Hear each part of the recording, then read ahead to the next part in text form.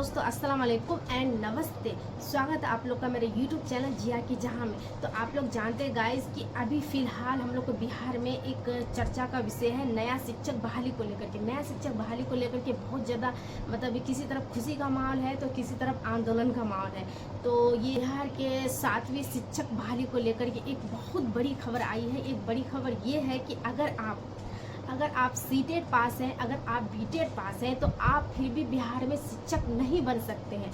आप शिक्षक नहीं बन सकते। एक नया नियमावली के तहत आपको मैं बता रही हूँ कि आप शिक्षक नहीं बन सकते हैं। ये बिहार सरकार जो एक शिक्षक बहाली को लेकर एक नया नियमावली जो तैयार किया है, इसका ये नया अपडेट मैं आपको बता रही हूँ कि आप अगर सीटेट पास है, अगर बीटेट पास है, तो आप फिर भी टीचर नहीं बन सकते हैं। जो अभ्यर्थी अभी ये सोच रहे हैं कि हम सीटेट पास हैं और बीटेट पास हैं, अभी नौकरी का मतलब ज्वाइनिंग लेटर के लिए अभी वो लोग बैठे हुए हैं कि कब सरकार हम लोग को लेती है, हम लोग को कब ज्वाइनिंग लेटर देगी। तो ऐसा कुछ भी नहीं है गाइस, ये गलतफहमी में मत रहिए कि आप सीटेट पास हैं या बीटेट पास हैं तो आप लोगों की अब नौकरी फिक्स है। ऐसा नहीं है।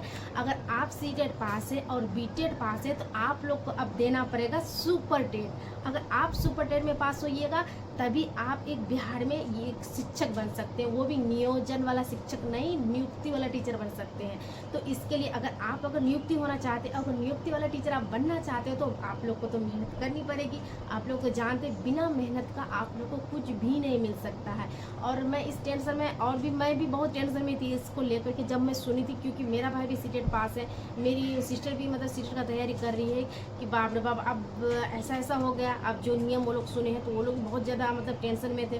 फिर जाके हम नियम पढ़े कि नहीं, ऐसा नहीं है, टेंशन लेने का कोई बात नहीं है। मगर हाँ, अगर आप अभी तो आप लोग को मतलब ज्वाइनिंग लेटर मिलता, आप लोग डायरेक्ट आप लोग की बहाली होती। मगर अब ऐसा नहीं है, आप लोगों को एग्ज़ाम देना पड़ेगा सुपर टेट का। अब जैसे कि जिस तरह यूपी में होता है यूपी टेट, उसी तरह हम लोग को भी देना पड़ेगा अब सुपर टेट। तो सुपर टेट का प्रक्रिया ये है कि अगर आप डीएलएड किए हैं, अगर बीटेक किए हैं, उसके बाद अब सीटेट पास किए हैं या सीटेट पास किए हुए हैं या फिर बीटेट पास किए हुए हैं, तो उसके बाद ही आप सुपर टेट में बैठ सकते हैं।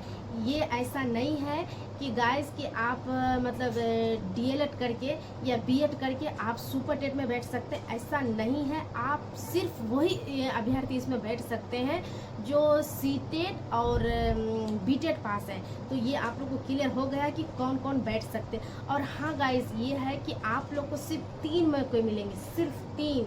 आप लोग को ये सीटेट पास होने के बाद और उसके बाद बीटेट पास होने के बाद सिर्फ आपको 3 मौके मिलेंगे और 3 मौके में आपको पास होना पड़ेगा। अगर आप उनमें पास नहीं होते हैं तो फिर आप टीचर नहीं बन सकते। और इसमें महिलाओं के लिए एक मतलब बड़ी खबर ये है कि महिलाओं को सुपर टेट में 50% का आरक्षण मिलेगा। कितना? 50%। आप सोच सकते हैं कि 50%, पहले कितना परसेंट है आप लोग को तो पता ही है, मगर अभी 50% का आरक्षण मिलेगा ये सुपर टेट के एग्ज़ाम में महिलाओं के लिए। ये वो लोग को आरक्षण दिया गया है। उसके बाद और एज को लेकर के आप लोग तो जानते हैं कि टीचर बहाली में आप लोग को 10 वर्ष का छूट मिला है एज में। और अगर आप 1 to 5 और 6 to 8 है तो उसमें आपका न्यूनतम आयु उसमें आपका 18 वर्ष है। और 9 to 12 में आपका न्यूनतम आयु 21 वर्ष है। आपका एज का भी प्रॉब्लम ख़त्म हो गया, आपको मैं बता दी। उसके बाद तो गाइस सबसे मतलब बड़ी खबर ये है कि आप लोग को अब राजकर्मी का दर्जा मिलेगा। राजकर्मी मतलब टीचर को राजकर्मी का दर्जा मिले, इसके लिए बहुत दिनों से आंदोलन चल रहा था। अब वो उस स्टूडेंट के लिए जो स्टूडेंट ये चाहते थे कि टीचर को भी एक राजकर्मी का दर्जा मिले, तो वो लोग के लिए खुशखबरी है कि अब आप लोगों को और राजकर्मी का दर्जा मिलेगा। और जिस तरह एक कर्मचारी को जो मतलब सुविधा दिया जाता है वो आपको भी दिया जाएगा, जैसे कि पेंशन हो गया और एक अच्छा सैलरी मिलेगा। आप लोग ऐसा नहीं कि आप लोग 2 एग्ज़ाम दे रहे हैं कि आप लोग को सैलरी अच्छा नहीं मिलेगा, ऐसा नहीं, आप लोग को सैलरी अच्छा मिलेगा। उसके बाद आवास के बारे में कहा गया है और भी मतलब जानकारी हम बताएंगे बाद में। अभी सरसरी तौर पर आप लोग को सिर्फ बता रहे हैं कि आप लोग को मतलब राजकर्मी का दर्जा दिया जाएगा। और उसके बाद आप लोग तो 3 बार ही उसमें बैठ सकते हैं, ये भी हम आप लोग को बता चुके हैं।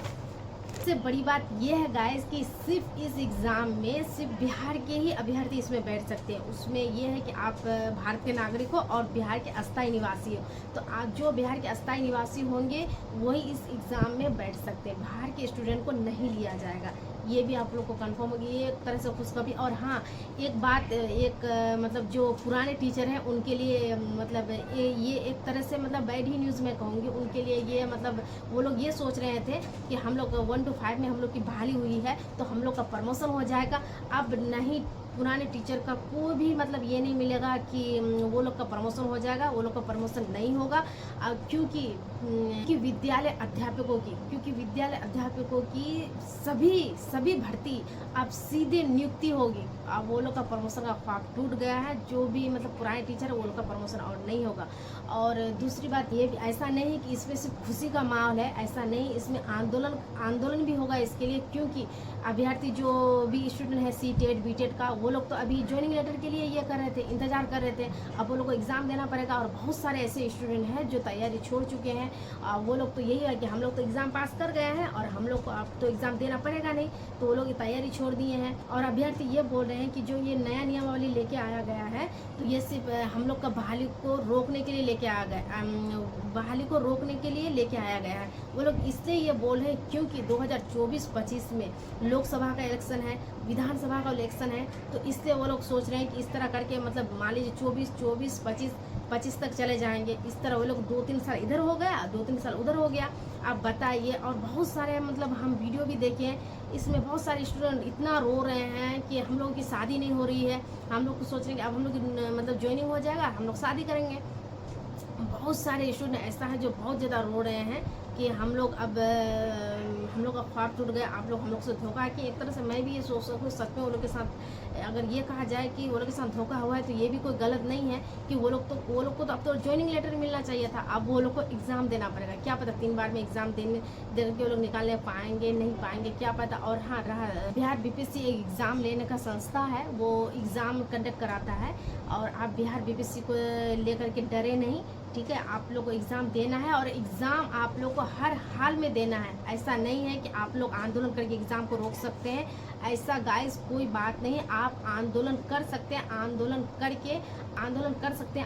करके आप इस शिक्षक बहाली को लेकर के जो नया नियमावली बनाया गया है इसमें आप संशोधन कर सकते हैं। आप एग्ज़ाम को नहीं रोक सकते हैं और आप लोग अभी से तैयारी शुरू कर दीजिए क्योंकि आप लोग को एग्ज़ाम देना ही पड़ेगा। तो आप लोग को कैसा लगा मेरा जानकारी? अगर आप लोग को अच्छा लगा तो आप वीडियो को शेयर करें और आप लोगों के मन में कोई डाउट है तो आप लोग कमेंट सेक्शन में कमेंट करके हमसे पूछ सकते हैं। मिलते हैं आप लोग से नेक्स्ट वीडियो में।